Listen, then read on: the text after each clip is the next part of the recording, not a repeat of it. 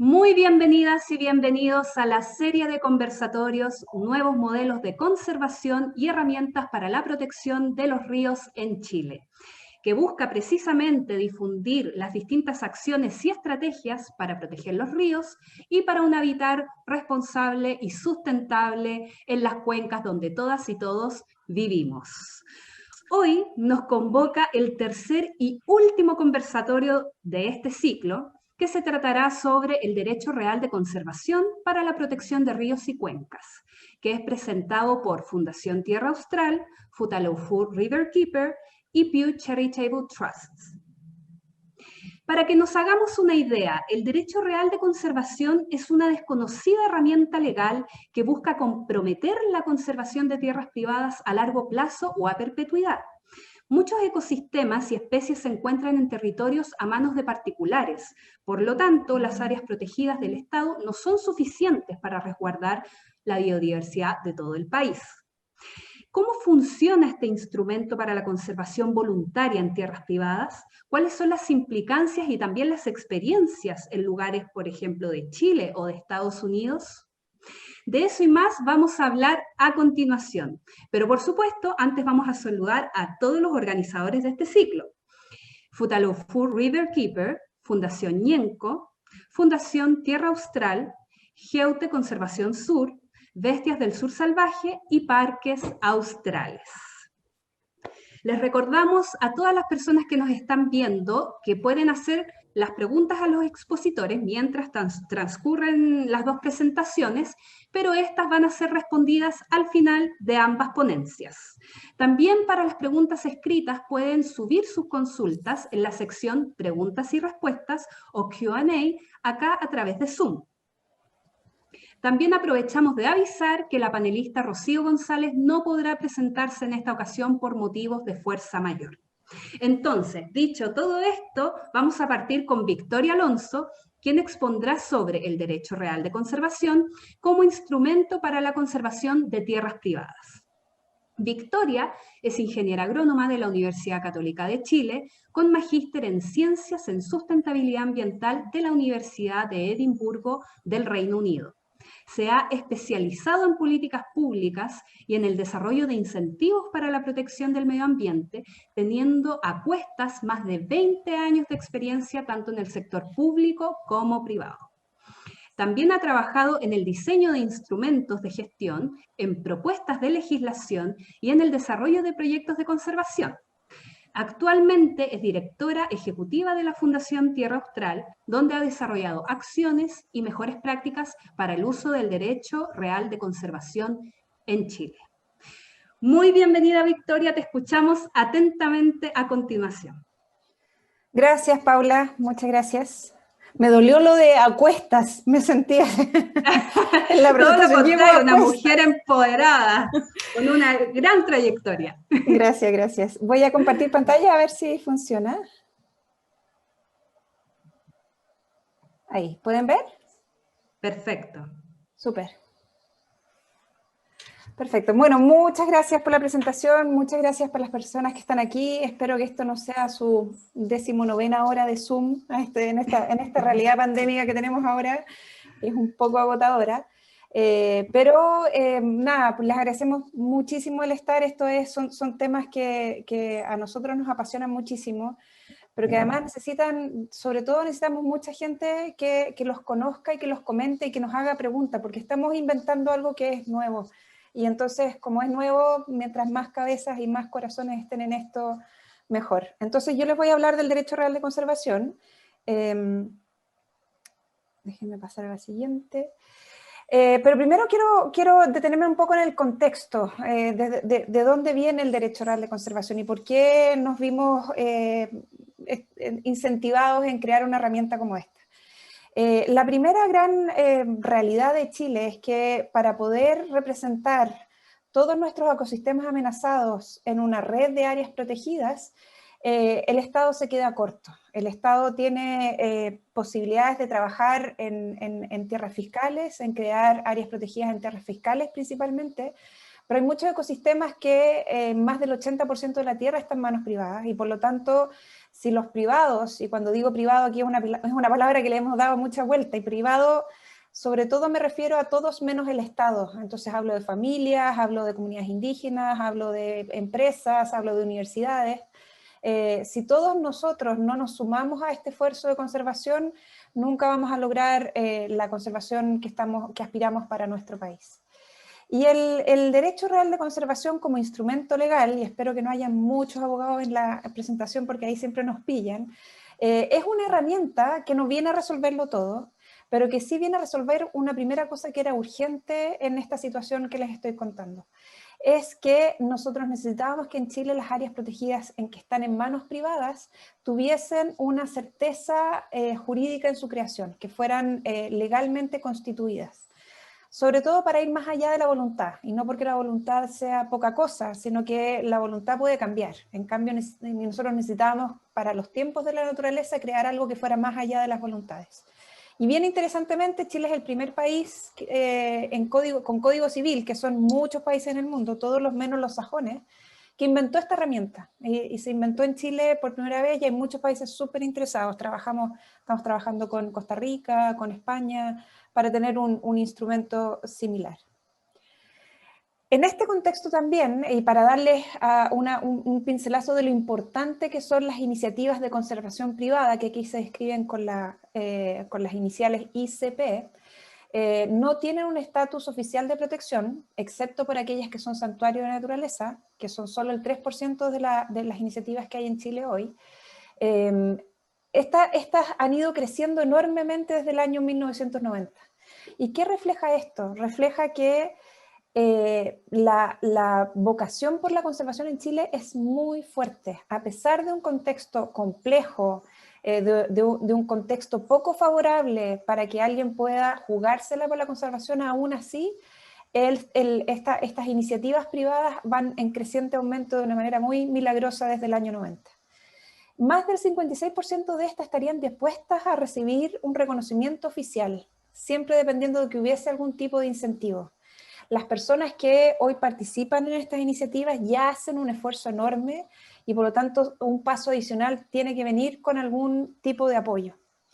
Y en esto la red de Así Conserva Chile, que quizás algunos de ustedes conocen, que es una asociación gremial que reúne a todas estas iniciativas de conservación privada, ha demostrado en su presencia la fuerza de la colaboración, en cómo todas estas iniciativas están buscando cómo fortalecerse y seguir adelante.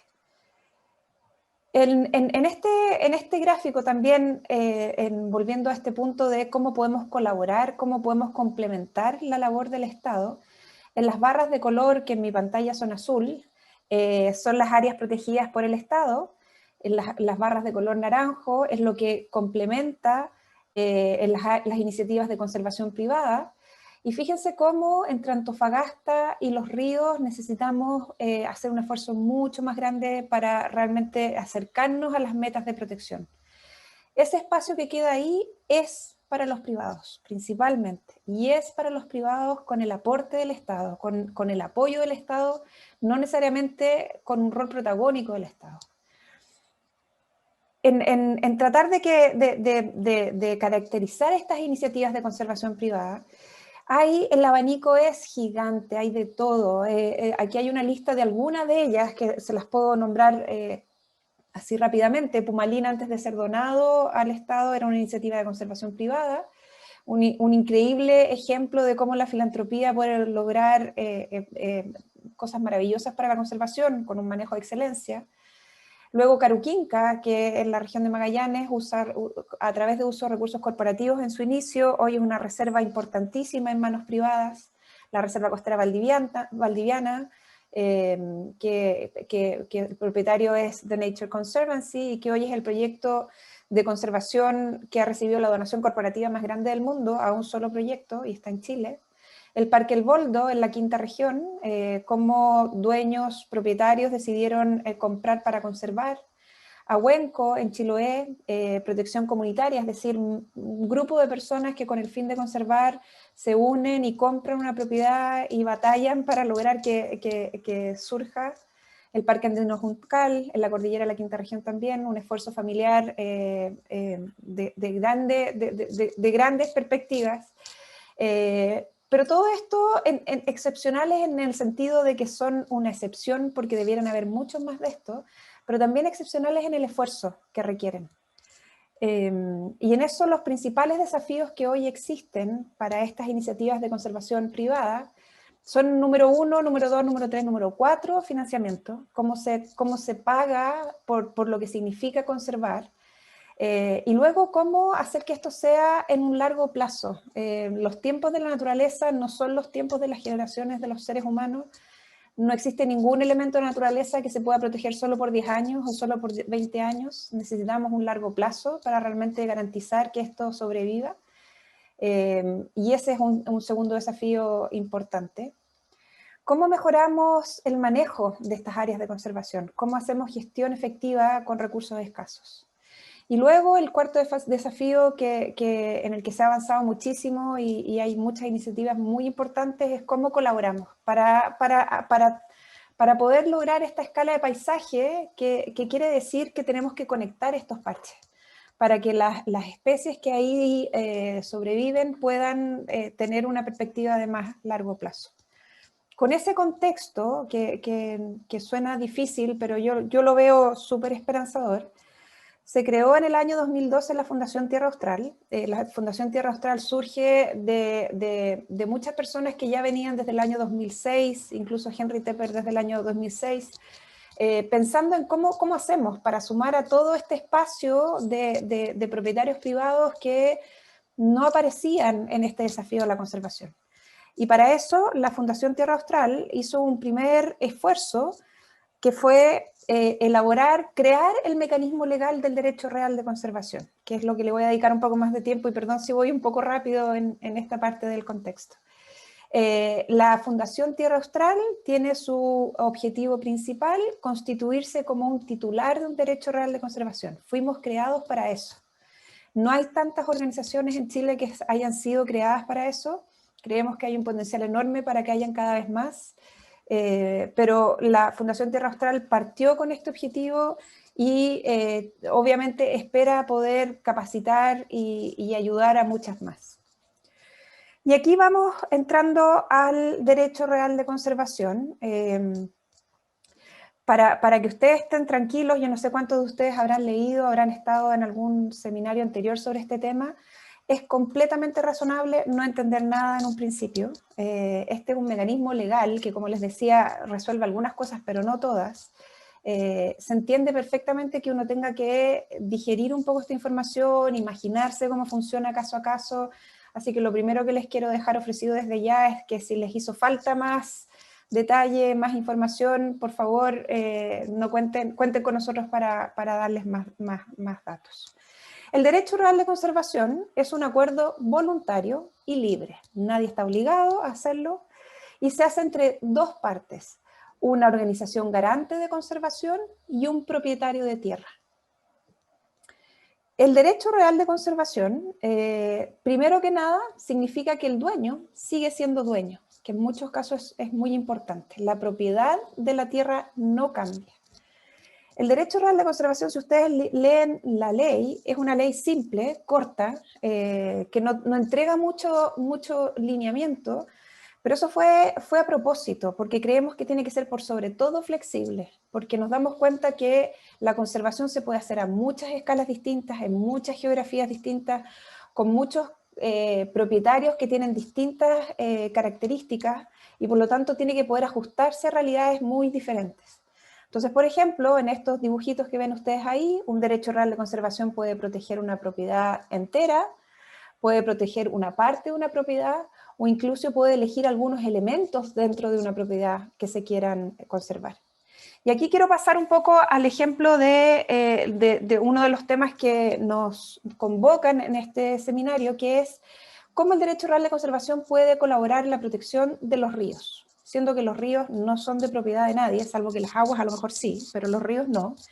Y entonces, ¿cómo el derecho real de conservación puede ser una herramienta para complementar los esfuerzos de conservación en ríos? Lo primero es que el derecho real de conservación puede proteger la tierra aledaña a los cursos de agua. Los cursos de agua tienen un cierto volumen de agua y una cierta calidad de agua muy dependientes de la calidad del ecosistema alrededor de ellos. Por lo tanto, si uno puede proteger la ribera de un río para conservar esos servicios de ecosistemas, ahí hay esos servicios ecosistémicos, perdón, ahí hay una herramienta muy importante. En un caso específico, nosotros estamos trabajando en el río Futaleufú con un concepto que es proteger la belleza escénica de la experiencia de navegar el río Futaleufú, que puede ser a lo mejor algo que uno dice, bueno, ¿cuál es la relación de eso con la conservación? Pues ese paisaje es bosque nativo, así que la relación es bien directa. En los ejemplos que nosotros estamos trabajando, hemos usado el derecho real de conservación para crear un buffer de conservación al borde del río. A veces a borde de los ríos hay muchos usos de la tierra, por lo tanto, a lo mejor no todos ellos tan compatibles con esta visión del agua limpia que corre. Pero si tú logras proteger un buffer de una cierta cantidad de metros del río hacia adentro, puedes realmente hacer un cambio en cómo ese río corre y la calidad del agua que produce. Por lo tanto, son herramientas que permiten construir corredores biológicos y eventualmente llegar a esta conservación en escala de paisaje. Sin poderle darles demasiada información acerca de los proyectos que estamos trabajando, porque son privados y una de las gracias de la conservación privada es que muchas veces los involucrados quieren mantener esto de esa manera, privado, y es totalmente respetable, pero esto es un ejemplo de dos propiedades donde lo que se conserva que está en verde es exactamente aquello que bordea los ríos y se pueden diseñar de manera que las expectativas de sus dueños puedan ser compatibles con un uso ganadero, residencial, siempre que los valores de conservación que se hayan definido no se vean afectados. ¿Voy bien, Paula? ¿Cuánto me queda? Para ver cuánto me extiendo. Estás muda, hazme así con los dedos.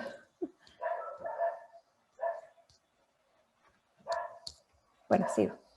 ¿Qué aspectos claves se incluyen en un derecho real de conservación? Y desde que alguien dice, me interesaría pensar en esto, hasta firmar un acuerdo, nos tomamos 60 tazas de café. Ese es un ejemplo que siempre damos porque es un proceso, tal como lo he dicho anteriormente. Porque hay elementos que son súper relevantes en la definición de un acuerdo que deje conforme y cómodo al dueño, también deje conforme y cómodo al garante de conservación, el dueño representando sus intereses y su propiedad, y la organización garante representando los valores de conservación de la naturaleza. Entonces, un primer elemento es que no te escucho, Paula, estás muda.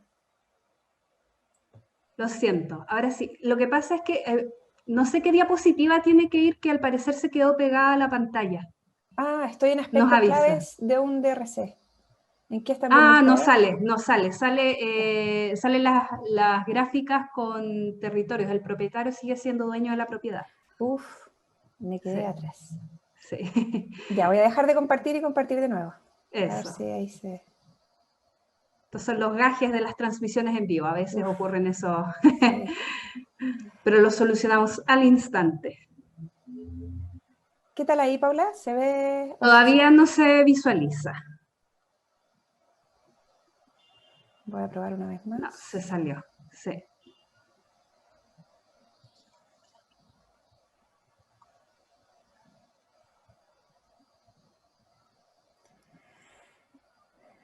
Bueno, mientras tanto, mientras arreglamos la pantalla, para quienes se han sumado recientemente a nuestra transmisión, Victoria Alonso, directora ejecutiva de Fundación Tierra Austral, nos está contando sobre el derecho real de conservación y cómo se puede ocupar esta herramienta legal, que es muy desconocida en términos amplios, para la conservación en tierras privadas. Ahora sí, aspectos claves de un derecho real de conservación. Perfecto. Bien, vamos que se puede. Vamos que se puede.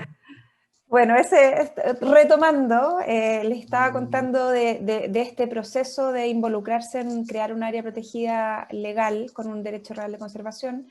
Están estos elementos en los que hay que pensar, los que hay que estudiar. Uno es que un propietario tiene que elegir a este titular, con quién va a hacer este contrato, quién va a ser una organización que le dé la confianza, que además permita construir un acuerdo robusto. El derecho real de conservación, por ser tan flexible, puede permitir acuerdos no muy robustos y acuerdos muy bien realizados, y para eso hay estándares y lineamientos, pero hay una elección que hacer ahí. Un segundo elemento es el plazo. ¿Por cuánto el dueño se va a comprometer? ¿Por cuánto tiempo puede tomar este compromiso?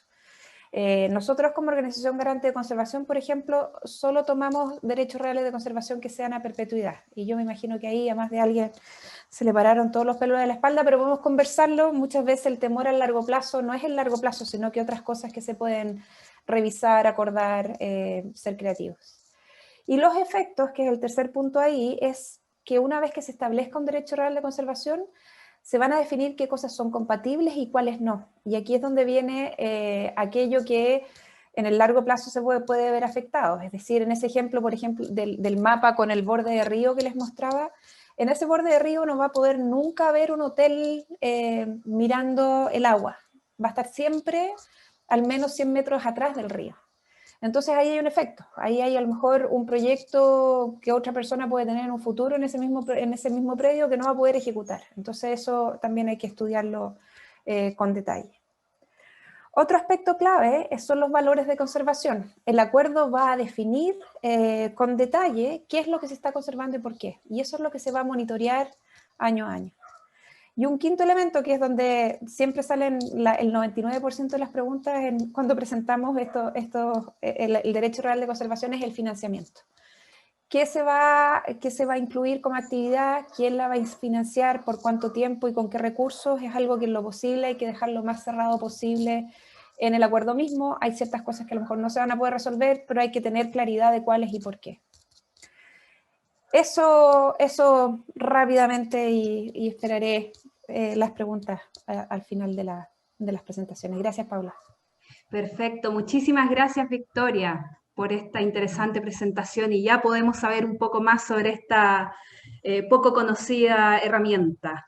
Bueno, y tal como mencionaba Victoria, esta herramienta permite proteger distintos elementos de la naturaleza, como un ecosistema o a especies amenazadas, etcétera, y por supuesto, de cierta forma, los ríos y cuencas donde nos interesa, digamos, fomentar esta protección, ¿no? Que es lo que motiva este ciclo. Esto se logra, por ejemplo, definiendo usos permitidos y restringidos en el territorio. Por ejemplo, en algunos casos es posible prohibir usos industriales o la tala de bosques, mientras que se admite el uso residencial limitado, por ejemplo, o el ecoturismo, obviamente según lo determinen las partes. Entonces, para seguir profundizando en este tema y nutrirnos de otras experiencias, vamos con nuestro siguiente invitado, a quien van a ver pronto en pantalla. Él es Henry Tepper, quien nos hablará sobre la experiencia comparada, el derecho real de conservación y casos de conservación privada para la protección de ríos en Estados Unidos. Henry es consultor ambiental y profesor en la Escuela de Extensión de la Universidad de Harvard, y además anteriormente fue el presidente de la Massachusetts Audubon Society en Lincoln, Estados Unidos, y director de conservación y socio de la empresa Patagonia Sur. Además, Henry lideró el equipo que creó el instrumento práctico para una servidumbre de conservación bajo la ley chilena, y también creó, por supuesto, la Fundación Tierra Austral. Asimismo, se desempeñó anteriormente como director estatal de New Hampshire y Nueva York en la organización The Nature Conservancy, o TNC, como solemos decirle acá. Por si acaso, la presentación de Henry fue pregrabada justamente para contar con subtítulos en español, dado que aquí la mayoría somos hispanohablantes, así que de todas maneras Henry ya está acá con nosotros y al final de estas dos ponencias va a responder las preguntas que tenga la audiencia.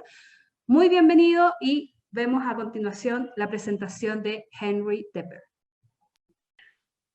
Thank you, Victoria and Rocio, and thanks to the organizations that are hosting us today. I'm sorry that I have to speak in English, but I hope that the translation is clear, and I'd be happy to answer any questions that you have after I give my presentation. I'm going to start off by telling you a little bit about the extraordinary success of the private lands conservation movement in the United States, and about the private lands protection agreement that is used in the US, which is called the conservation easement. conservation easements are being used very effectively to protect watersheds, rivers, lagoons, wetlands, and scenic property. And I think that the Chilean version of the conservation easement, which is the Derecho Real de Conservación, can be used in the same way. As some of you know, private lands conservation activity in Chile, and especially in Patagonia, is not a new phenomenon. The efforts of Doug and Chris Tompkins and their organization, Tompkins Conservation, have protected tens of millions of hectares in Patagonia, and this work has been underway for more than 30 years. The work that we're talking about today, which is sometimes referred to as the Chilean Private Lands Conservation Initiative, began in the early 2000s. And you may know some of the people who launched this effort, like Victoria Alonso of Tierra Austral and Pancho Solis from the Pew Charitable Trusts. The Private Lands Conservation Initiative is much smaller and more modest in scale than the work of Tompkins Conservation. Another key difference between our efforts and those of Tompkins Conservation is that we're trying to create tools and strategies for private lands conservation that are practical and replicable, and that can be used throughout Chile by a wide range of landowners who might want to take voluntary action to protect a diversity of landscapes, both large and small. By contrast, the work and impact of Tompkins Conservation, as amazing and world-changing as it may be, is probably not replicable. It's unlikely that this kind of conservation lightning will ever strike Chile, or maybe even the world, more than once. When the leaders of the Private Lands Conservation Initiative began their work in the early 2000s, they became aware of the great success of the private lands conservation work that was underway in the US, Canada, and Australia. And they noticed some parallels between conditions in those countries and concluded that it might be appropriate to loosely model a private lands initiative on elements of the movement in the United States. There are a number of conservation similarities between Chile and the US, but the most striking are that both countries have a high percentage of privately owned land.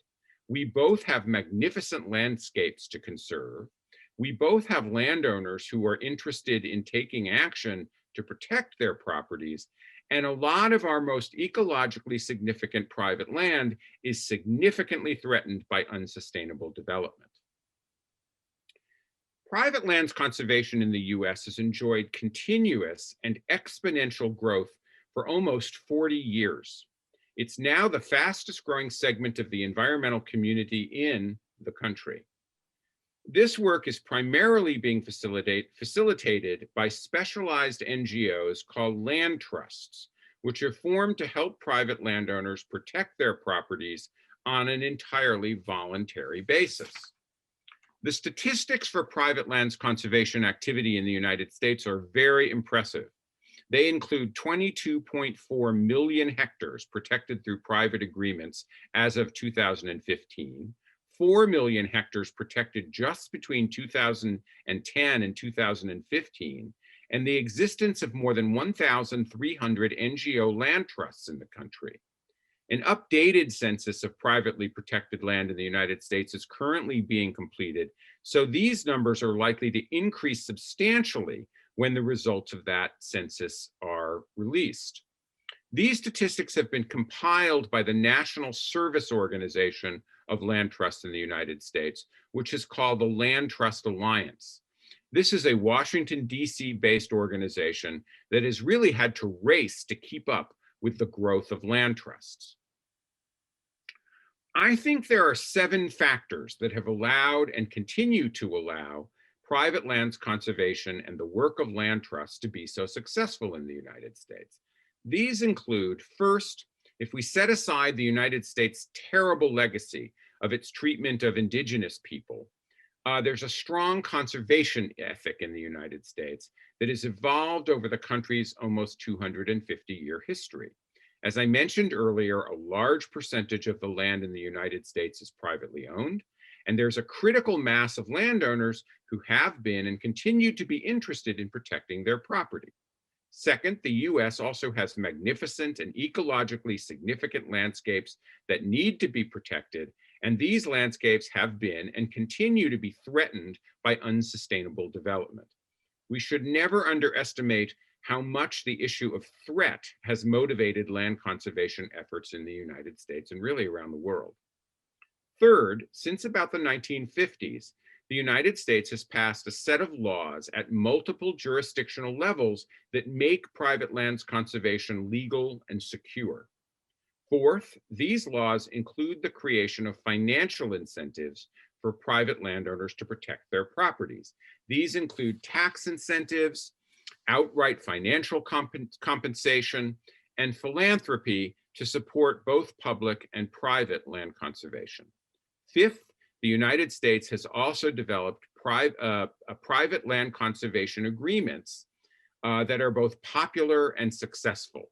This is the conservation easement, which I'll talk about in a moment. Sixth, as I mentioned earlier, thousands of NGO land trusts have also been established to help private landowners who are interested in protecting their landscapes. And seventh, there's a widespread recognition that privately protected land must be carefully managed. The US faces significant challenges in stewarding its private protected areas, and it takes this need seriously. The leaders of the Chilean Private Lands Conservation Initiative have studied and continue to study the US land trust experience very closely. The Chilean initiative has informally adopted a six-part strategy that is based in part on the US model, while being extensively adapted to Chilean laws and the Chilean conservation experience. The six-part strategy includes, first, the initiative has cultivated strong leadership from the private sector. This has been one of the strengths of the effort from its very beginnings.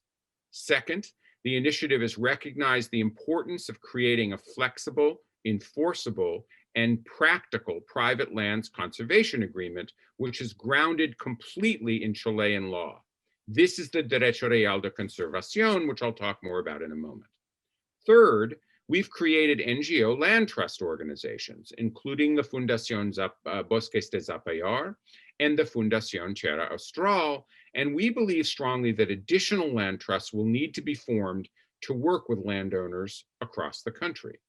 Fourth, the initiative has worked hard to pass enabling legislation for private lands conservation agreements, again, so they'll be grounded in Chilean law, flexible and responsible to the needs and goals of private landowners, and legally enforceable. Fifth, the initiative recognizes that to truly unleash the power and potential of private lands conservation activity in Chile, we'll need to create several kinds of financial incentives that don't currently exist. And sixth, we also want and need to move quickly to protect more land using these tools and strategies. We need to do this both because there are already private landowners who are committed to protecting their landscapes, and also because we need to create projects and enter into agreements that demonstrate to other landowners the importance and practicality of this work. When we step back and take a comprehensive look at the land trust movement in the United States, I think it's accurate to say that it is the existence of conservation easement agreements that's the single most important reason for the movement's extraordinary success. Other factors, in particular the existence of financial incentives, are very important, but I think that conservation easements are the most significant. A conservation easement is a legal agreement that is part of the common law system of the United States. Under the terms of the agreement, which is written as a deed and an enforceable contract, the landowner donates the development rights to his or her property to an NGO land trust or a government agency, which is then legally required never to exercise or use those development rights. This means that the land's conservation values are protected forever. Conservation easements are practical, flexible, relatively easy to use, and legally enforceable. And all of this has made them a very popular private lands conservation tool. The Derecho Real de conservación is the clear equivalent of the conservation easement in Chilean law. So it has the potential to be just as important and effective here. Here are the 5 most important reasons that I think conservation easements have been so successful and popular in the United States. And then I'll talk about how these reasons compare to the DRC. First, there's no transfer of title. Land protection by a conservation easement remains private property. And this fact is often very important to the landowners we work with in the United States and Canada, who don't necessarily want to work with the government and don't want to give their land away. And the DRC works in exactly the same way. Second, the conservation easement accommodates a variety of income-producing sustainable land uses, including agriculture, forestry, recreation, and tourism, if the landowner wants to have those land uses included in the agreement. And so does the DRC. Third, conservation easements do not prohibit all residential development, which sometimes comes as a surprise to people. Some conservation easement agreements allow a limited number of new houses, as long as the number and location of those houses are decided on in advance, put into the agreement in advance, and as long as they don't have a negative impact on the conservation values that the agreement is protecting. And so does the DRC. Fourth, wait, did I miss? I think I did. I'm sorry. I meant to have the others now fourth, sorry. Fourth, in keeping with the fact that land protected by a conservation easement remains private, the agreement does not permit public access to the property unless the landowner wants to allow it. So an informal way of describing conservation easements in the United States that sometimes people talk about is that they protect the public values in private land. The same is true with the DRC.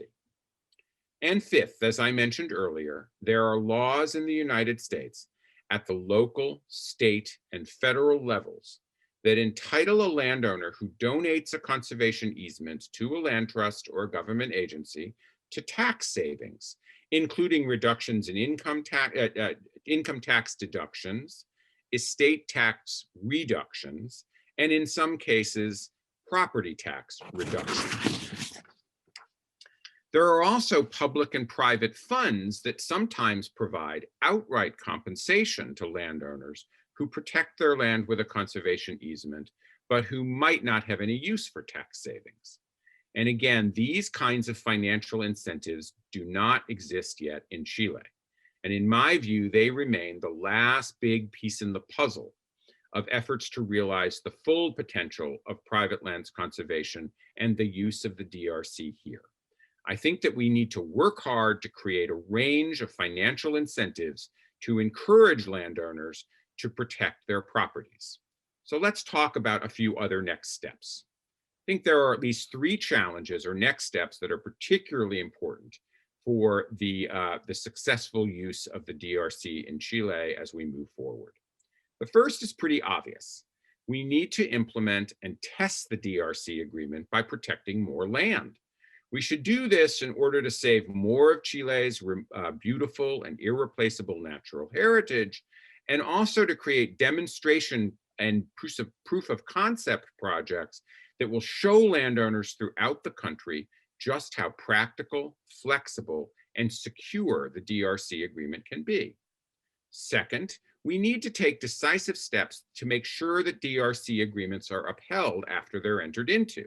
To do this, land trusts or government agencies that enter into DRCs need to physically monitor and inspect the properties protected by the agreement on at least an annual basis.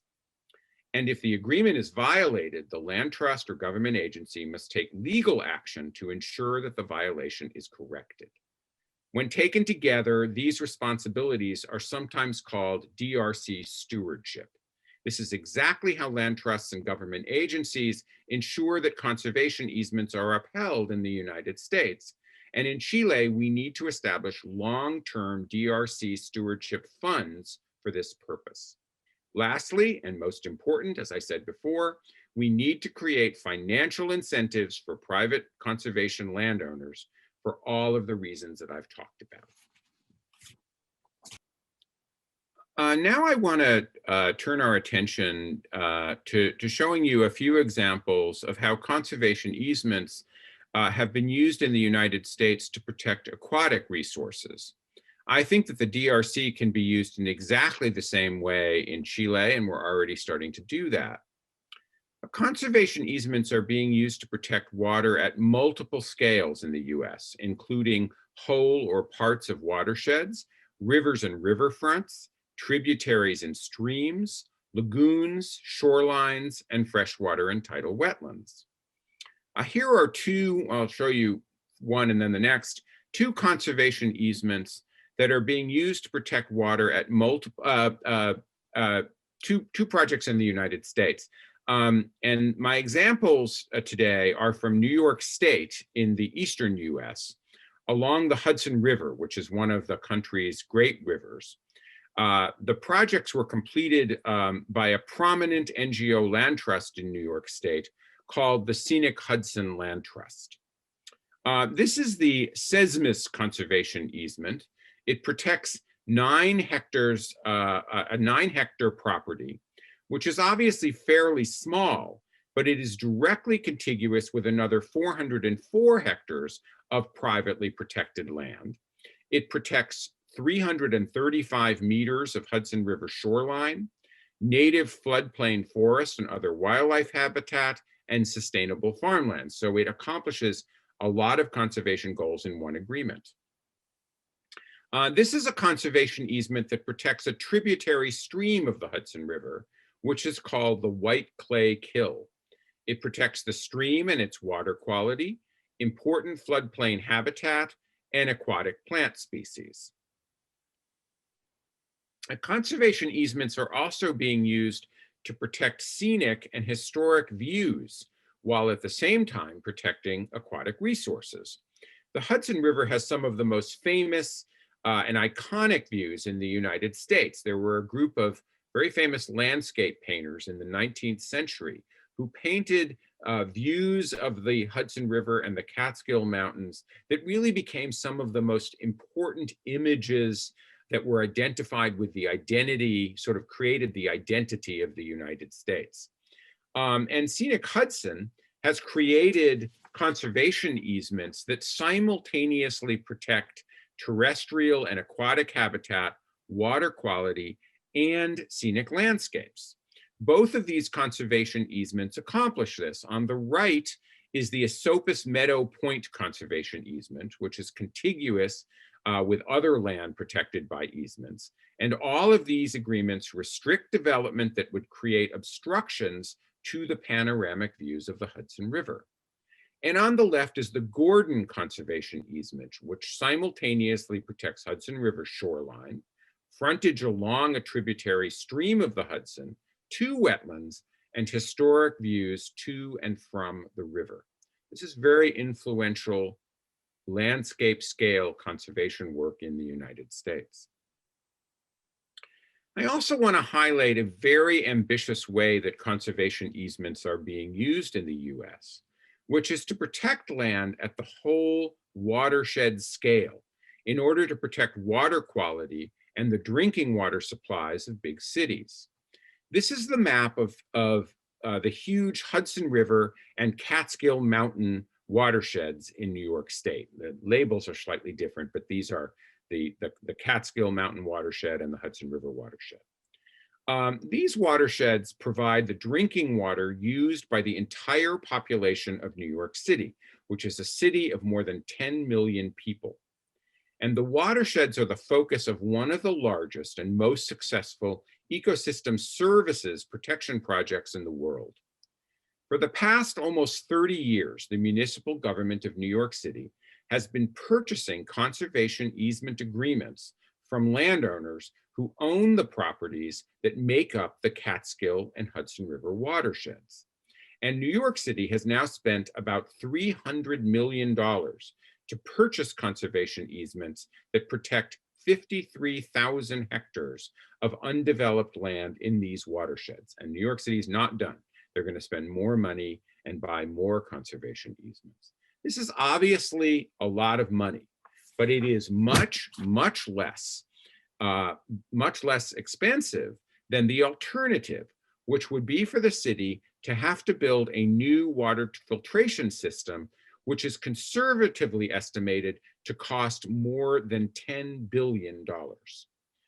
So the city has spent $300 million. Maybe they'll end up spending $600 million.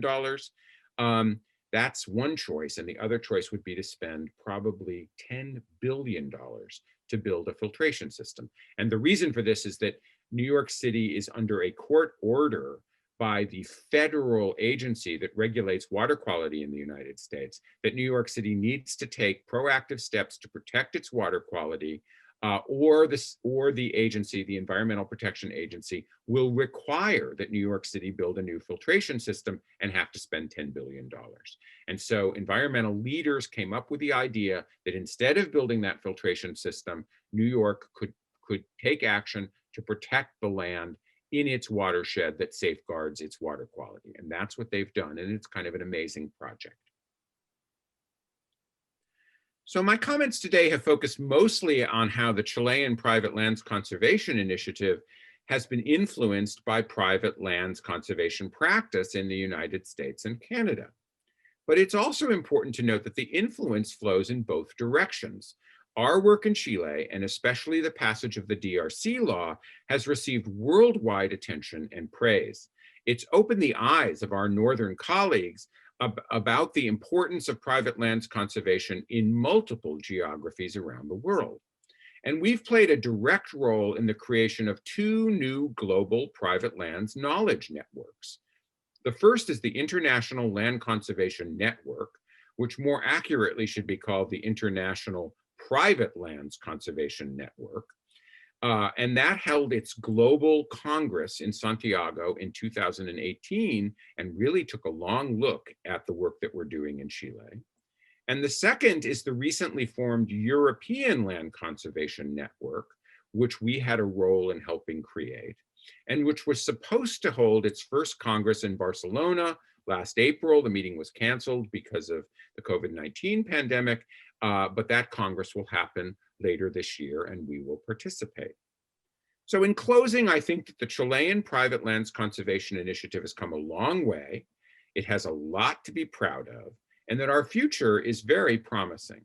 And I'm particularly excited about the potential of the DRC to protect aquatic resources. I'd be happy to answer any questions you might have, and thank you. Muchas gracias, Henry. Thank you very much.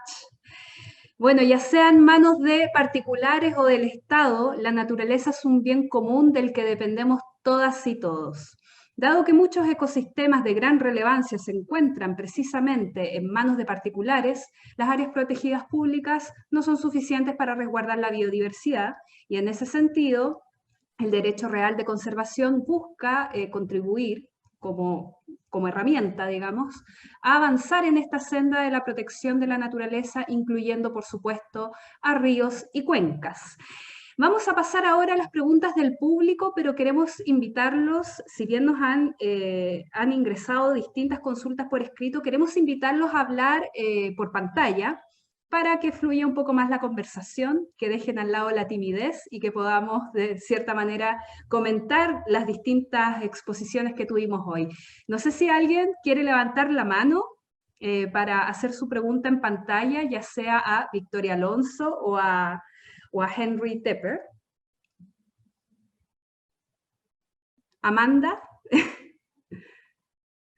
¿hay alguna persona que quiera sacudirse la timidez y hacer su pregunta en pantalla? Hay preguntas bastante interesantes, sobre distintas implicancias o inquietudes de las personas de lo que podría implicar esta herramienta. Me avisan por interno que hay 3 personas valientes que van a hacer sus preguntas en pantalla. Comenzamos entonces. Vamos a ponerlos en pantalla para que puedan realizar su pregunta a Victoria o a Henry. Mientras tanto, pueden ustedes también ingresar sus preguntas a través de la sección Preguntas y Respuestas o Q&A, que está acá abajo en Zoom, para conocer los distintos detalles y pormenores de esta herramienta que fue creada en Chile, que se ha posicionado de hecho como una referencia como otra herramienta y estrategia para la conservación, sobre todo cuando las áreas del Estado no cubren, obviamente, todas las áreas de relevancia o todos los ecosistemas o todas las especies que pueden enfrentar un sinnúmero de presiones o amenazas. Vamos entonces ahora con Gabriel Sanfuentes. Bienvenido, Gabriel. ¿Estás apareciendo en nuestras pantallas lentamente?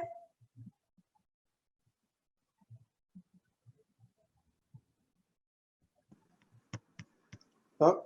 Ahora sí, te escuchamos. Sí, la pregunta que hice... No te vemos, eso sí, Gabriel, pero te escuchamos. Sí, creo que no puedo verme. No me deja la opción, no me da la opción de verme. Pero... Ah, ya, ok, no te preocupes. Haz tu pregunta, por favor. Era según su criterio, ya sea Henry o Victoria o Paula. ¿Cuál es el punto como más importante para la conservación de los parques nacionales, ya sea de parte de privados o de gente pública o gente común y corriente también? O en inglés, no sé si Henry lo entendí. Sí, Victoria va a proceder después con las traducciones en What is the caso de most que important quieras point? dirigir. What is the most important point to the national parking conservation? Yeah. Sí. ¿Parte yo, Paula? Ya, parte tú y después, then will be the Henry's turn, ¿ok? Victoria. Qué buena pregunta, Gabriel. Es como, es como que nos hace preguntarnos la razón de existir casi. La principal razón de la existencia de los parques nacionales, en mi personal opinión, y yo creo que pueden haber tantas opiniones como asistentes a este seminario, es la protección de la naturaleza. Ese es el punto más importante. De ahí se derivan un montón de aspectos que nos benefician a nosotros como humanidad, que somos parte de la naturaleza. La naturaleza protegida nos permite tener agua limpia, aire limpio, suelo de calidad, polinizadores, retiro espiritual, recreación, un montón de otras cosas, pero los parques nacionales son una manera de poder congelar en el territorio una expresión de la naturaleza en su forma no intervenida. Eso así había en grandes rasgos. Quizás Henry querrá agregar algo. Sí. The question was, what is the importance of national parks in the United States? Oh, in the world in general. Protecting protected areas importance. Well, I think that yes, around the world. Yeah, around the world. I think what's so interesting about your question, at least from my perspective, is that you're talking about public protected areas, and there is an enormous public protected areas are enormously important for different reasons all over the world, protecting wildlife habitat, protecting large areas that are severely threatened by unsustainable development and land uses, and of course being open and protecting biological diversity, and of course protecting land for recreational purposes. And in the United States, of course, the United States, its national park system is very, very famous, has been very influential around the world in the creation of national parks and other public protected areas. Some of the national parks in the US, like Yellowstone and Yosemite, are really iconic. And they are hugely important for tourism. So they're used by millions and millions of visitors, while also protecting natural areas and natural heritage. There is tremendous pressure on our national parks in the United States because we say sometimes in English that they're loved to death, that there's so much use of them that there's actually destruction of habitat. But what has happened in the U.S. is that private agreements to protect land, like the use of the conservation easement, which are much less known in the U.S., very, very little awareness of this, and often no public access, has become a very, very important second tool for land protection, because there is so much private land in the United States and so much need for protection of biological diversity and habitat that even if you're protecting land that can't be visited, it is still important to be protected. So it's this combination of strategies that I think has been so successful in the US and that might also be successful in Chile.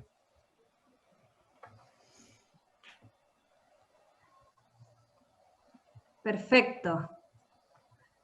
En resumidas cuentas, la combinación de áreas protegidas, tanto públicas como privadas, han generado, digamos, varios beneficios, no solo en la conservación de la naturaleza, sino también en el turismo de intereses especiales, entre otras cosas, por supuesto. Muchas gracias, Gabriel. Vamos a pasar ahora, vamos a ver si hay alguien más interesado en hacer su pregunta en pantalla.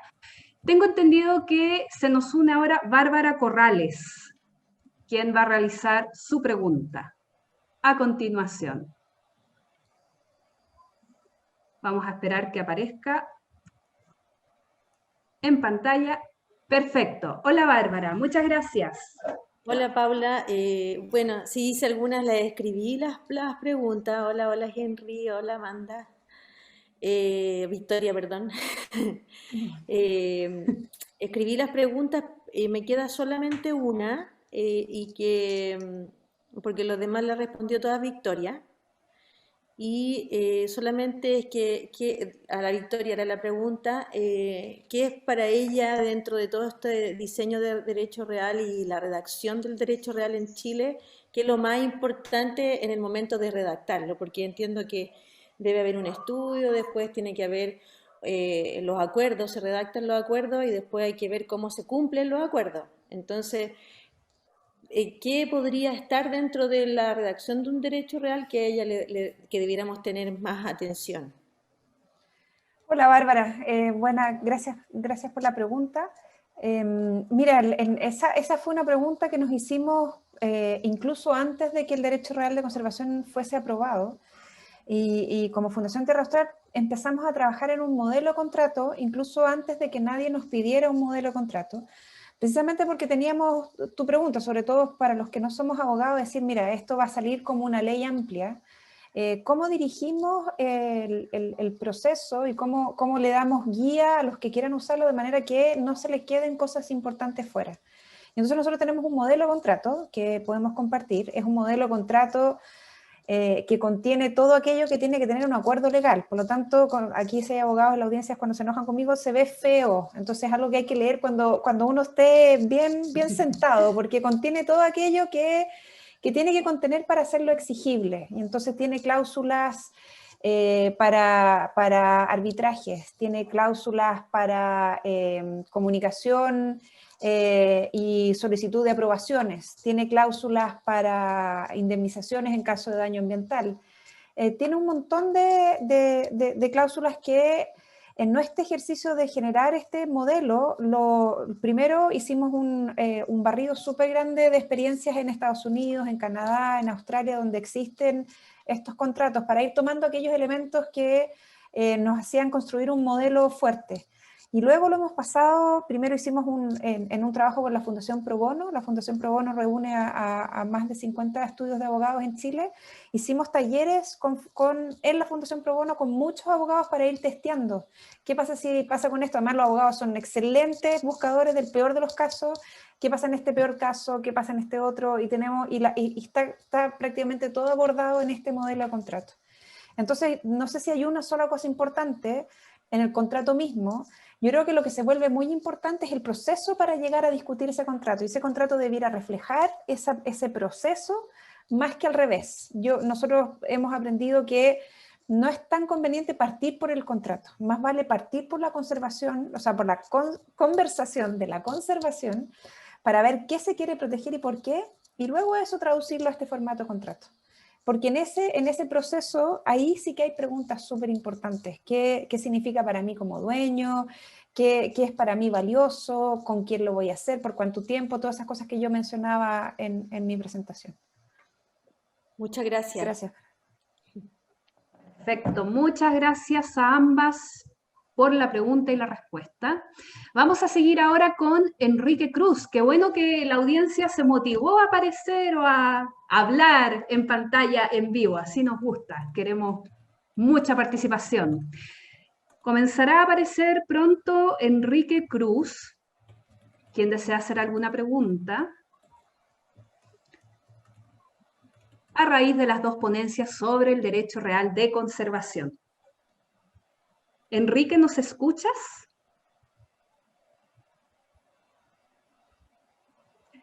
Recuerden que pueden levantar la mano para poder hacer la pregunta en vivo, y también, si desean no hacerlo de esta forma, pueden escribir sus preguntas por la sección preguntas y respuestas, y de todas maneras vamos a seleccionar aquellas que sean más representativas. Enrique, no te escuchamos.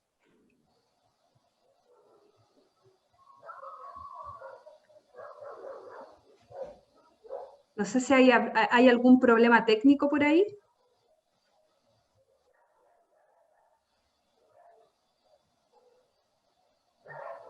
Ah, ya. Vamos a pasar entonces a otra persona. ¿Hubo algún problema técnico? Seguimos con Anthony Prior. Buenas tardes. Bienvenido. Bienvenido, sí, te escucha. Hola, muchas gracias, Paula. Bueno, primero darle las gracias a Henry y Victoria por sus presentaciones súper claras y motivadoras para quienes desde los territorios acá, en los distintos rincones de este país tan azotado por los conflictos ambientales y las amenazas socioambientales. Es un privilegio poder escucharlo esta tarde.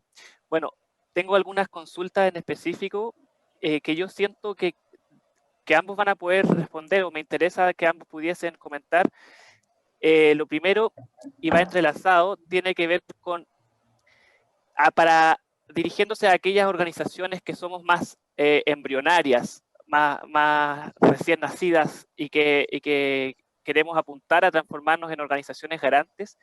¿Cuáles son los consejos que ustedes nos darían para poder avanzar hacia este desafío de poder ser una organización garante?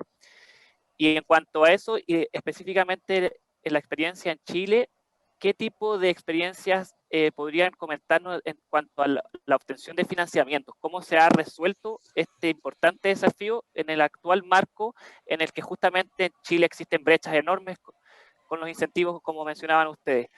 ¿Cuáles son más específicamente me interesaría saber si siempre la única opción que tenemos hoy día es el financiamiento privado, o también existe alguna experiencia en que mediante financiamientos públicos se haya podido fomentar esta herramienta? Y la última pregunta, y disculpen que me alargue, tenía que ver con si en Chile, claro, muchas veces tenemos el desafío en la conservación porque casi todas las tierras son privadas y todos se fijan en las figuras de protección oficial del Estado solamente. Yo vivo acá en el Cajón del Maipo, donde tenemos un patrimonio enorme, ¿cierto? Que también la mayoría está en partes privadas, pero también bienes nacionales, o el Estado es propietario de grandes extensiones. Entonces quería preguntar, independiente de las otras figuras de protección, ¿existen experiencias en que el Estado, como dueño del territorio, haya utilizado esta herramienta del derecho real de conservación? Solo por curiosidad. Muchas gracias. Gracias, Anthony. ¿Puedes partir entonces, Victoria? Ya, gracias, Anthony. Primero tomar ese esa observación de a lo largo de todo el territorio. En nuestra experiencia, la Fundación Tierra Austral era embrionaria hace 2 años también, así que no me puedo sentir más que identificada con esa palabra.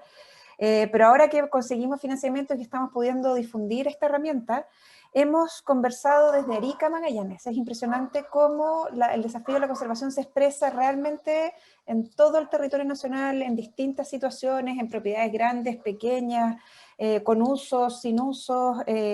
Ahí en la sección pregunta y respuesta que no hemos podido ir asumiéndolas todas, pero propiedades que sí tienen acceso público, propiedades que no lo tienen, una diversidad de situaciones. ¿Cuál es la recomendación para organizaciones embrionarias? Pucha, qué ganas de poder tener una receta y entregarla. Yo creo que el desafío de la conservación en Chile sigue siendo muy cuesta arriba. No sé si ustedes saben, pero nosotros nos financiamos en un 90% con donaciones extranjeras, porque en Chile la donación para la conservación se castiga. Hay solo otros 2 países en el mundo donde existe un impuesto a la donación para la conservación, entonces es súper difícil recaudar, pero nosotros nos damos cuenta que la necesidad de la conservación viene empujando un montón de fuentes. Entonces, por un lado están las donaciones internacionales existen, esa es una posibilidad. Una segunda posibilidad es que hay proyectos productivos que requieren de la conservación. Hoy en día, por ejemplo, una viña que produce vino, produce un vino más atractivo si es que está inserto en un área protegida.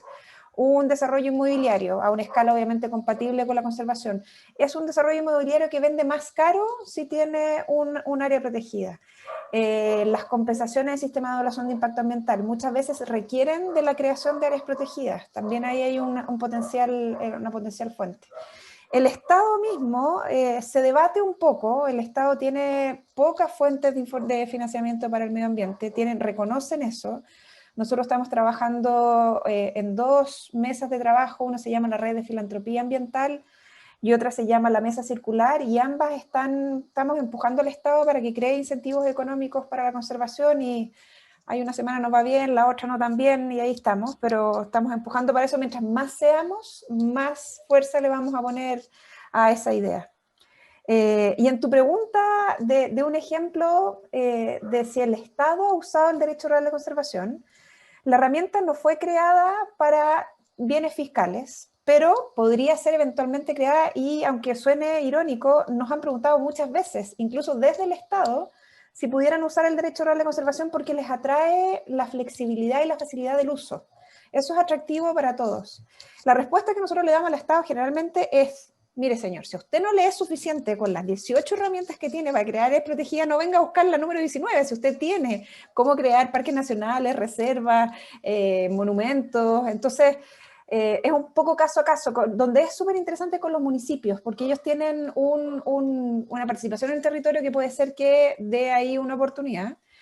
Y lo otro que sí es súper interesante es que el Estado sí se ha transformado en garante de conservación, no en poner un derecho real de conservación en un área fiscal, pero sí hay un caso donde CONAF es la organización garante de conservación en un predio privado. Entonces se mezcla todo un poco, pero el espíritu original es para complementar las herramientas que el Estado ya tiene. Gracias por esa pregunta. Perfecto. Seguimos entonces con Hernán Verschoire. Creo que se pronuncia así. ¿Nos escuchas, Hernán? A ver, así no sé si me escuchan. Sí, ahora sí.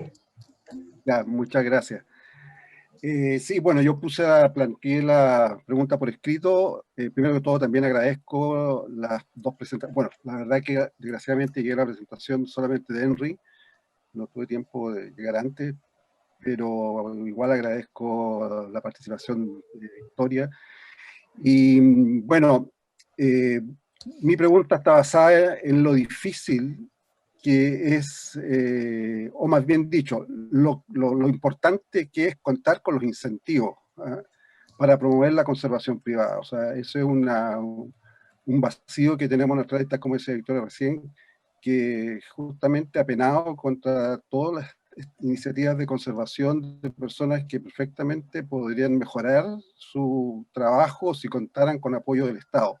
Hay algunas cositas que buscando por aquí en la legislación uno puede encontrar, y de hecho personalmente he participado, por ejemplo, en algunos casos de la ley de bosque nativo, que tiene incentivos para, por ejemplo, construir senderos o construir cercos de áreas que se quieran proteger dentro de predios forestales, pero realmente incentivos para la conservación, como todos sabemos, son vitales. Entonces mi pregunta va a Henry en el sentido de saber, que ellos nos cuente cómo en Estados Unidos lograron que el Estado o los gobiernos incorporaran dentro de su legislación, no sé si federal o estadual, estos incentivos.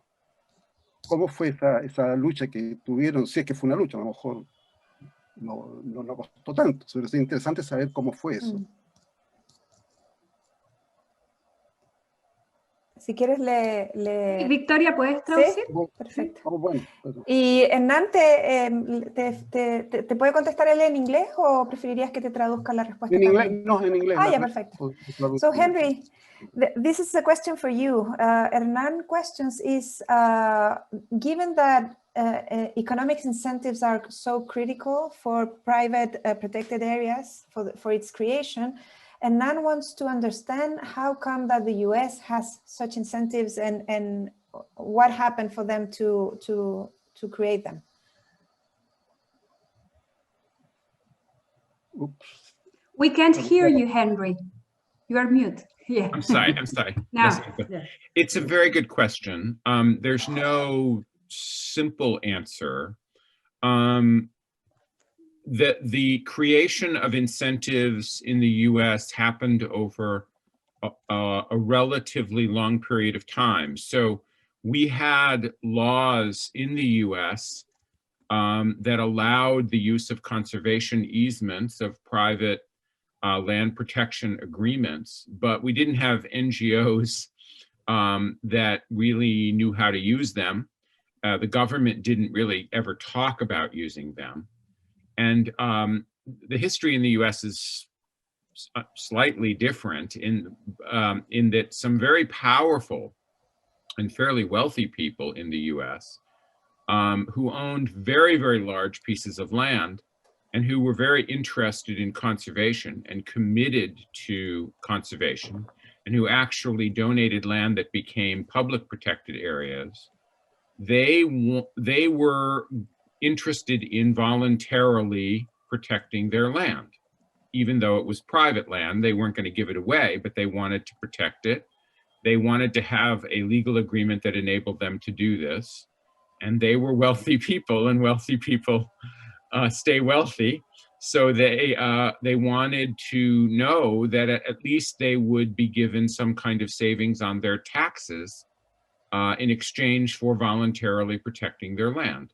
And they had influence with the government, and the government then decided to create these incentives for private land agreements. What I don't think the government necessarily recognized or knew at the time, I don't think anybody knew this, was that all kinds of people were interested in conservation, weren't interested in getting rich from doing conservation, but wanted at least some reason, incentive to do this. And so suddenly you had an enormous number of people, thousands of people, taking advantage of what were sometimes very small savings, very small incentives, but even any kind of incentive that existed was something that kind of unleashed this powerful movement in the US. And we think really in Chile, this could be similar because Tierra Austral is already working with landowners who are using the Derecho Real de Conservación without any financial return at all because they love their land. If we can provide them with some small savings, I think we're going to have a lot more landowners. I hope that answers your question.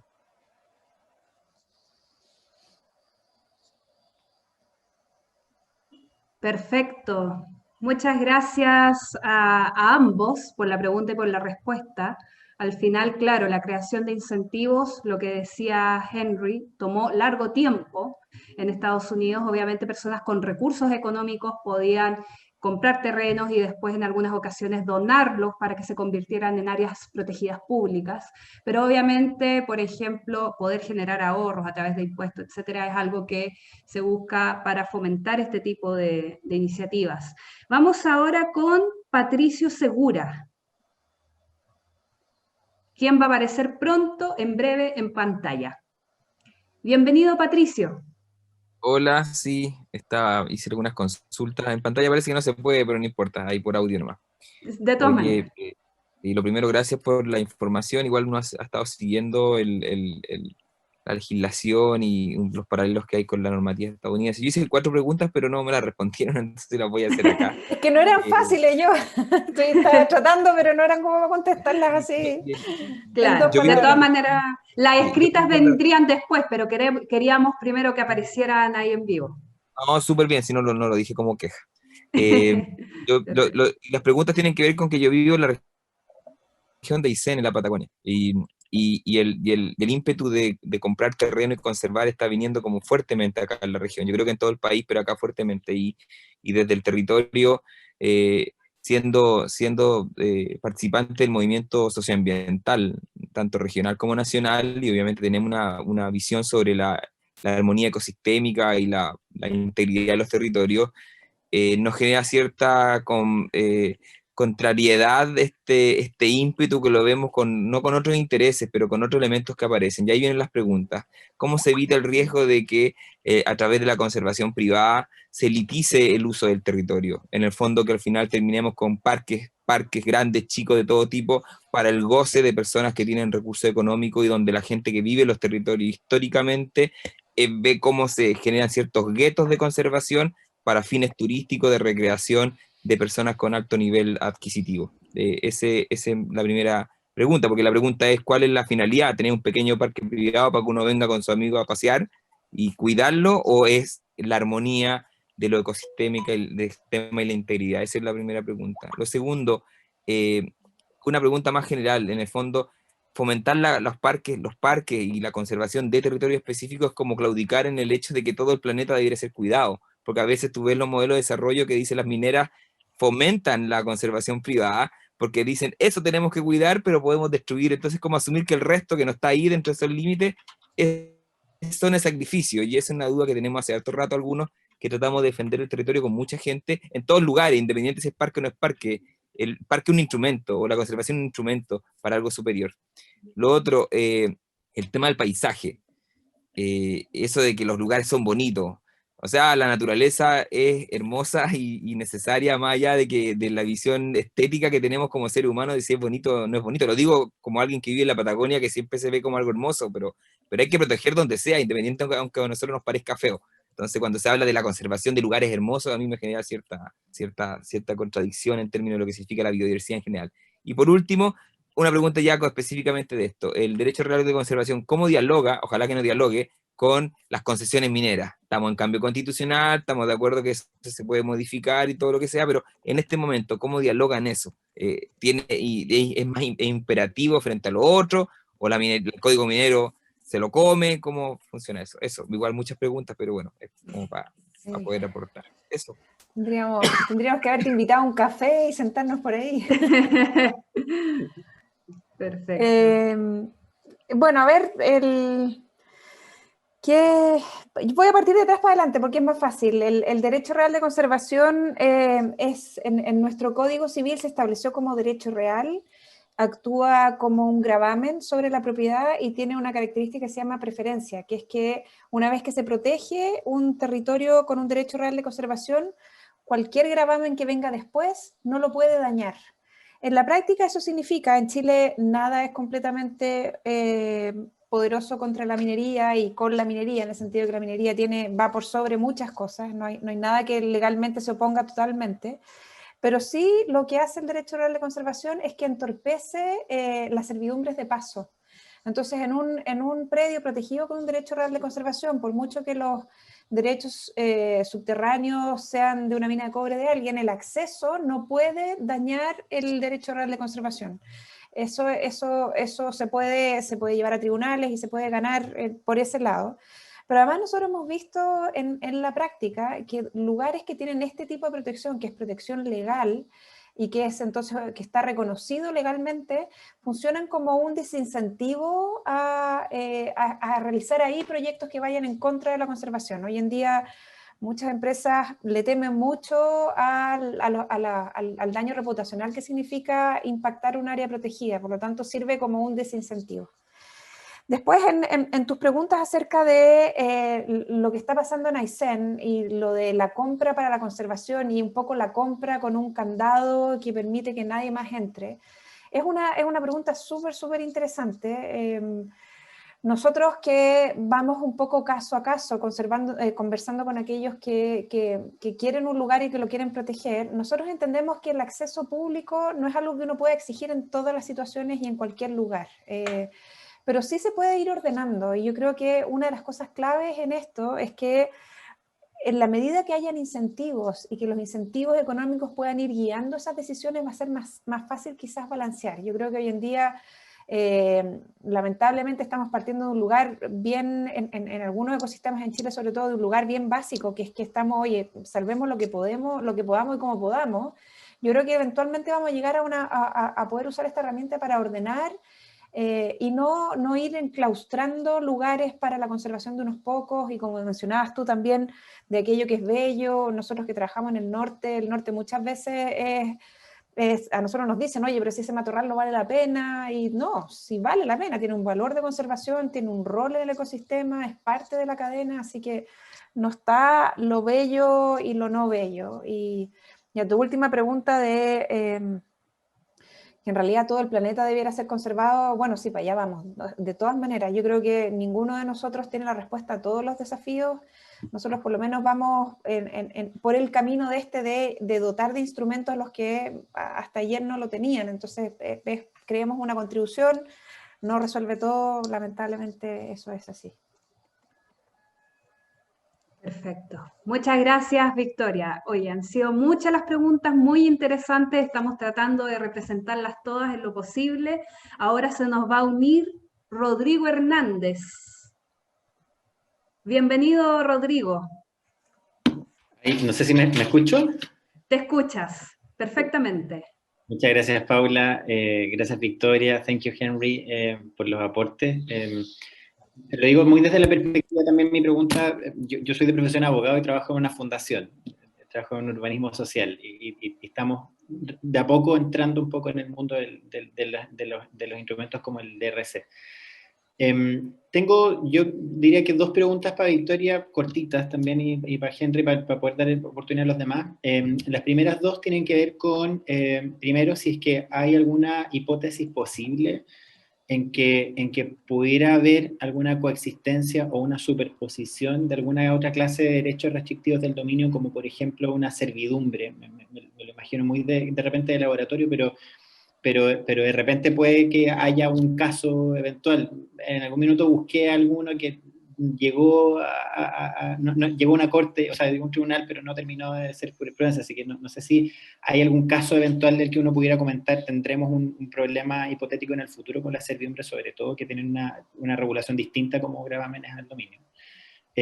La segunda es más como un desafío de repente también para Victoria, sobre la pregunta que hizo Patricio antes, justamente en ese mismo interés de tratar de que tengamos cada vez más espacios abiertos para la ciudadanía.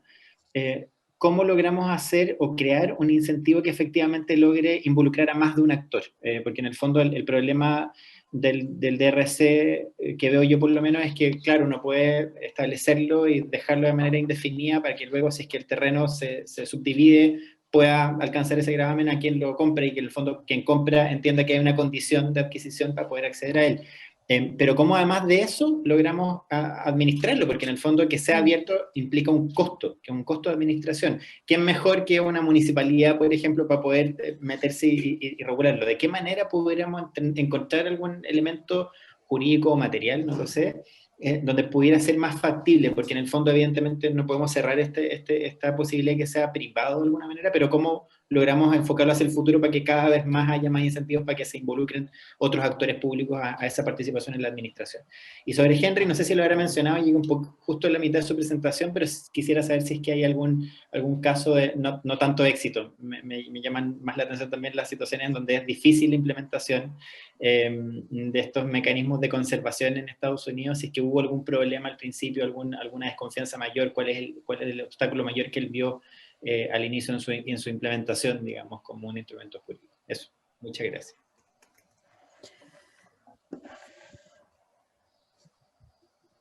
Parto, sí. Gracias, Rodrigo. Siempre me pongo un poco nerviosa cuando llega un abogado a hacer preguntas legales. En tu pregunta de la servidumbre y del ejercicio de defender un derecho real de conservación en tribunales, si es que entendí bien, el derecho real de conservación funciona bastante como una servidumbre y, como comentaba anteriormente, tiene esta posibilidad de la preferencia, que es que cuando se establece sobre un territorio tiene que respetar las servidumbres existentes. Por ejemplo, si hay un camino de acceso a una antena y eso está otorgado por una servidumbre, el derecho real de conservación que viene después tiene que respetar esa servidumbre que ya existe. Y al revés es igual, o sea, si viene una servidumbre después de que haya un derecho real de conservación establecido, esa servidumbre no puede afectar el derecho real de conservación. Y ahí estaba el ejemplo de que, no sé, de que se quiere acceder en el caso de los ríos, se quiere acceder a la construcción para poder construir una central de paso. Si ese camino de construcción para la central de paso elimina 10 hectáreas de bosque, eso no va a poder ser, no va a poder ocurrir, y eso no se ha testeado en tribunales todavía, pero tenemos harta confianza de que va a lograrlo, de que va a resultar, va a poderse demostrar. En tu pregunta de si se puede sumar más fuerzas, y que va relacionado con la pregunta de Patricio, nos hemos dado cuenta que esta herramienta permite un montón de creatividad. De nuevo, leyendo la ley, no necesariamente se ocurren muchas cosas, pero por ejemplo, en lo que nosotros estamos trabajando en un derecho real de conservación en un sitio donde hace mucho sentido que la comunidad local tome un rol de cuidador del lugar. Y de hecho hay 2 personas que viven ahí y que van a ser guardaparques. Esto es en un predio privado que tiene acceso público. La familia que es dueña del lugar está totalmente sobrepasada en manejar el acceso público, y al establecer un derecho real de conservación se ganó un socio de conservación, en este caso nosotros. Nosotros conseguimos un capital semilla, y con ese capital semilla estamos poniendo guardaparques que vienen de esta comunidad local. Y en el acuerdo que logramos, nosotros estamos esperando que en un futuro nosotros podamos transferir ese derecho real de conservación a la comunidad local cuando se organicen como organización garante de conservación. Entonces, ese es un ejemplo donde depende de la situación, uno puede ir haciendo como una torta de 1000 hojas. Es totalmente posible armar una estructura de gobernanza que incorpore a todos aquellos que estén interesados y que tenga sobre todo un aprecio por el lugar. Nosotros nos damos cuenta que en la medida que la comunidad vecina a las áreas protegidas privadas se sientan involucrados y sean como que también estén agradecidos de este aporte, si finalmente que algún privado decida proteger un lugar, si además da acceso, hay un beneficio para todos. Entonces, que sean esas personas locales las que participen de la conservación es algo que nos interesa mucho fomentar, y se puede armar. And then, Henry, this is for you. Rodrigo wants to know, and this is the tricky question of the webinar, when things have gone wrong with conservation easements in the US, and what examples, especially in the beginning, how were those bad cases happen? You're mute. It's a very, very good question. It's a long answer. I would say that one of the things that is most notable about the use of conservation easements is how little has actually gone wrong for so long. And maybe we've been lucky, and maybe things will go wrong in the future. I think the most significant problems that we've had have been what you might expect, which is that landowners commit to protecting their land with a conservation easement. but a conservation easement, unless the landowner and the land trust agree differently, conservation easements are permanent agreements, and they are in place and they are enforceable on succeeding landowners. So that's one of the reasons why there's such an important tool for conservation for NGOs who are committed to conservation, is that they're a permanent conservation tool. But if you're a landowner who is completely committed to protecting your land, and then you pass it on or you sell it to someone or you give it to your children, and they inherit the property or they buy the property and they don't read the agreement very carefully and they're not interested in conservation, they might immediately violate the agreement and put houses on the land when they're not allowed to. And if you do that with a conservation easement, you're breaking the law. And you have a violation of the easement and you end up having a war between the NGO and the landowner, which is the last thing anybody wants. And so that's why I talked in my presentation about how important it is for the land trust to monitor the agreement and to develop a long-term relationship with the landowner and then the succeeding landowners, because that helps avoid violations. The reality is there have been remarkably few violations of these agreements in the United States. Very, very few. And land trusts and the National Land Trust Alliance, which is the service organization for land trusts, spend a lot of time worrying about violations occurring, but violations haven't occurred. And now the agreement has gone to succeeding generations and landowners without major violations. We all believe that sooner or later, there is going to be an increase in the number of violations. And that is going to be a major challenge for the land trust community in the United States. And that is the problem that I would point to both now and in the future. But the reality is it hasn't happened yet. And then there have been other problems. There was a major problem in the early 2000s where we always say that private land conservation is pretty quiet because it's private and landowners don't necessarily want a lot of attention and they don't want to work with the government on these agreements. And that's worked really well, but it's made land trusts sort of used to not getting much attention.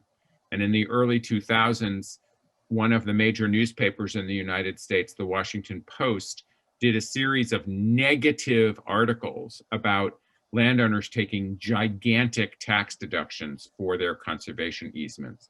And there was a lot of fallout and negative publicity, and the Congress of the US got involved, and land trusts had to kind of be even more careful about their governance and their transparency. That's another potential problem.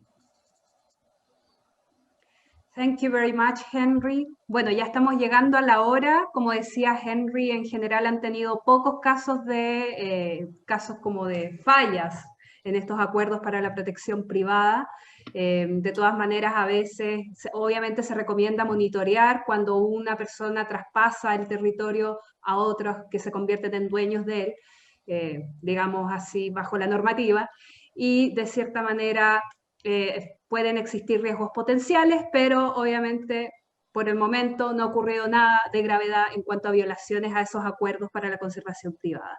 Vamos ahora a intentar de nuevo con Enrique Cruz, quien había intentado conectarse antes, pero que tuvimos un problema técnico, y ya estamos llegando al final de esta jornada, así que creo que Enrique va a ser el último, si es que no el penúltimo. Hola, buenas. Enrique, ¿Me escuchan? buenas tardes, te escuchamos, Buenas tardes, gracias. muchas gracias por la presentación.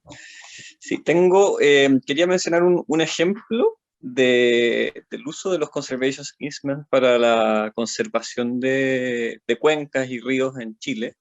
Y también tengo una pregunta que me parece bien interesante.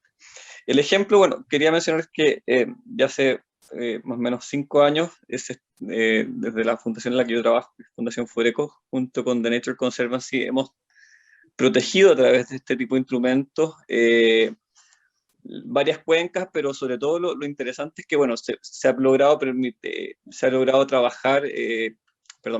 proteger cuencas de proveedoras de agua potable rural. Y ahí yo creo que hay una oportunidad súper interesante. Y también incluso se protege la cuenca que finalmente llega a un área de manejo de recursos bentónicos, también como es la cuenca del río Colún.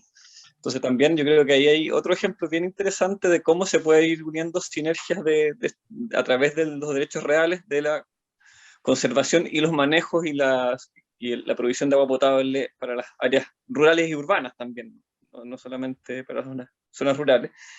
Y la pregunta que tengo es, claro, en este caso el propietario en particular también tiene los derechos de agua, pero ¿qué pasa cuando los derechos de agua no son del propietario? Todos sabemos los casos que, claro, llega un externo al territorio con un proyecto hidroeléctrico, una piscicultura, etcétera, y quiere usar esos derechos. En este caso, el derecho real, lamentablemente, yo entiendo que no es mucho lo que puede hacer. Y no sé cómo ocurre en el caso de Estados Unidos en particular. Entiendo que en Australia también los derechos reales son privados. En Estados Unidos no tengo la claridad al respecto. Entonces esa es la pregunta. Capaz que le doy la palabra a Henry, pero gracias, Enrique, por la pregunta.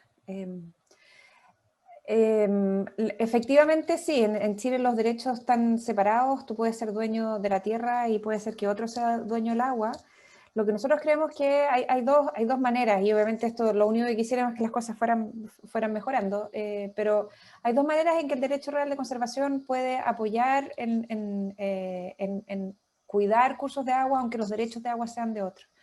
Y uno es el que decíamos de complicar el acceso, cuando se quiere acceder a hacer alguna construcción para no sé, un tranque o una central de pasada. El derecho real de conservación dificulta mucho el acceso a esos proyectos.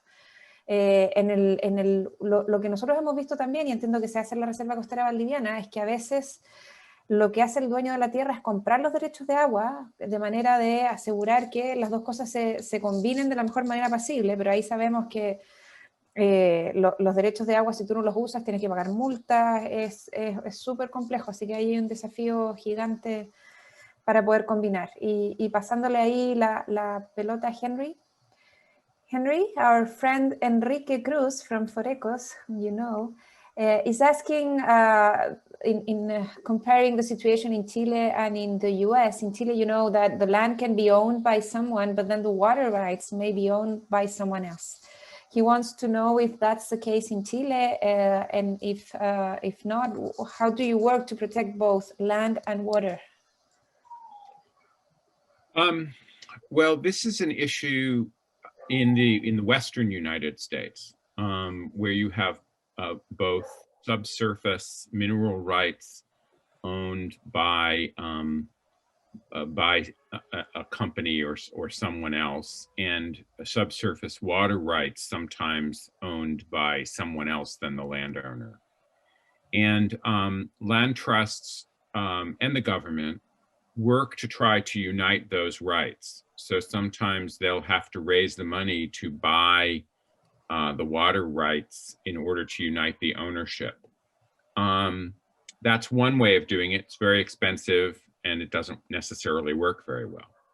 Another way of doing it is sometimes that the land trust will go to the owner of the water rights or the mineral rights and ask whether the owner will agree to subordinate, to give up the claim to exploit those rights, or at least to honor the protection of the conservation agreement. And sometimes water withdrawal and conservation can be made compatible if they're sustainable.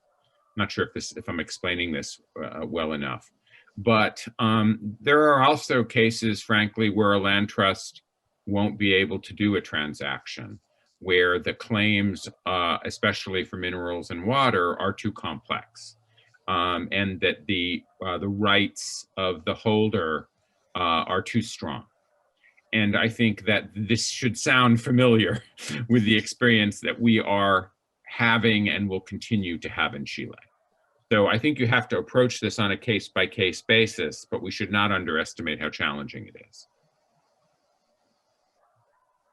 I have been successful, believe it or not, in going to a holder of rights, and that includes mortgages, so going to banks, and that is in the first position, that has the right, and the conservation easement would come afterwards, so it would not be able to challenge that right, and ask the bank or the holder of those rights to honor the conservation content of the agreement, and they've said yes. It's possible, it's not easy. Perfect. Thank you very much, Henry. Bueno, el entusiasmo ha sido harto y las preguntas han venido por montón. No hemos pasado del tiempo, pero me están avisando por interno de que viene Todd Temkin. Y va a ser el último con quien vamos a cerrar esta sección de preguntas. Agradecemos de todas maneras el interés genuino que tienen en este tema, por supuesto. Así que muy felices por ello. Bienvenido, Todd. Thank you, Paula. Henry. Hi, Victoria. I'll do my question in English. I've lived half my life in Chile, but I think I'll just do it in English. Most of the cases that I'm aware of in the States and the US with conservation land trusts, I could be wrong, are usually related to wealthy people, people who have access to very valuable land, large, well-endowed foundations, etc., etc. I'm thinking of Chilean Patagonia. I have a farm in Futaleufú. I'm thinking of the fact that in Patagonia we have, probably other places in Chile as well, a unique situation where there's a lot of very modest families who have very valuable land. They have, they may be subsistence farmers who, get by on $100 a month, and yet their land might be worth millions of dollars. And oftentimes the market requires these people or forces these people to sell their land, and then you end up with a hotel or a gated community in a place where you don't want one. So is there any way that these conservation land trusts, which are usually associated with wealthy people as far as I know, is there any way that they can be thought about to help some of these, more modest families who, because of the luck of where they were born, have this very valuable land, and maybe they don't want to have to sell it? And how could this instrument be used to help them in some ways? I don't know if that question is clear or not. Yeah. Victoria, do you want me to try that? And then? Yes, please. Go ahead. So, hello, Todd. I don't know if you remember that we met many years ago on a rainy day in Valparaiso. I'm sure I do remember that, Henry. Nice to see you. I've been working on this ever since. A couple of things. I want to politely disagree with you about how conservation easements and private land conservation work in the United States. I think most of the publicity, well, some of the publicity that land trusts get in the United States are about wealthy people with big land holdings protecting their land with conservation easements. But if you go to any of the national meetings or the state meetings in the US of land trusts, you'll see a very different picture. And it's sort of impossible to protect 22 million hectares only with wealthy landowners protecting very, very large tracts. The conservation easement is actually a pretty democratic tool, and it is used by a very, very broad section of landowners, both wealthy and people who have no money at all, and who have large pieces of land and very small pieces of land. We are at the very early stages at Tierra Austral of working with landowners, and we are seeing that the Derecho Real de Conservación is of interest to a diverse group of landowners, both who own a lot of land and who don't own much land at all, both who have a lot of money and who don't have any money at all. I think there's no question that we will need to create some kind of financial incentive to attract more landowners who simply can't afford to do this without some form of compensation. What we have experienced in the US is something that we're starting to experience in Chile, which is that they may not need a lot of money, but they may need something. And that's why we're working in a whole variety of ways to create incentives for them. One of the things you see in the United States is that the incentive in the US that gets the most publicity are the tax savings. But many people who work to protect their land in the US have no use for tax savings because they don't make enough money. They don't have enough income to use the tax savings. And so we have been able to raise philanthropic money and government money to create compensation funds that sometimes pay landowners directly for their development rights. And this has worked very, very well. So the example I gave of the Catskill watershed in New York State, protecting New York City's water supply, is an example where those are purchased conservation easements. Those are not tax savings. So we don't have enough of that money in the US. We don't have any of that money yet in Chile, but that is an important model. I hope that sort of answered your question. A little bit. Yeah. Thank you. A lo mejor, Todd, yo para agregar antes de ir cerrando, tú tienes toda la razón. Nosotros las conversaciones que hemos tenido a veces con gente con recursos, pero muchas veces es con gente que quiere cuidar su tierra, pero que no necesariamente tiene los recursos para hacerlo, y ahí estamos. Es parte de la gracia del derecho real de conservación que crea estas alianzas para por lo menos multiplicar por 2 las personas que están pensando en cómo resolverlo. Muy bien. Gracias. Perfecto. Gracias a los 3. Bueno, cerramos entonces con esta última pregunta. Agradecemos obviamente el interés. Lamentablemente, en aras del tiempo, no podemos responder absolutamente todas las consultas, pero desde Fundación Tierra Austral están encantados de recibir las preguntas que hayan quedado en la palestra a través de un correo electrónico, etcétera. Pueden visitar su página fundaciontierraaustral.cl para contactarlos a través de esa vía y pedir orientación también en caso de que estén interesados en esta herramienta. Así que con esto, bueno, agradecemos infinitamente a todas las personas que nos acompañaron hoy.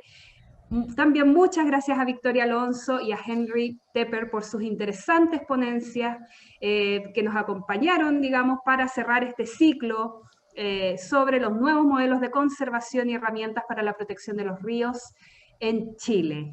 Así hemos concluido este ciclo de conversatorios, esperamos que les haya gustado. Si quieren revivir los 3 conversatorios que formaron parte de este ciclo, las grabaciones van a estar disponibles en el canal de YouTube de Ladera Sur. Y no olviden, por supuesto, de compartir estos conocimientos, ya sea a través de los videos, y también los mensajes que nos han dejado todos los panelistas que participaron de este ciclo, que obviamente desde distintas áreas y experiencias tienen mucho que aportar para que nos comprometamos a avanzar en la protección de los ríos, de las cuencas y en definitiva de toda la naturaleza de la cual formamos parte y la cual nos mantiene literalmente con vida. Así que muchas gracias a todas y a todos, gracias a Victoria y a Henry, nos despedimos, que estén muy bien, cuídense mucho y buenas noches. Gracias, Paula. Gracias a todos, buenas noches. Buenas noches. Buenas noches, gracias.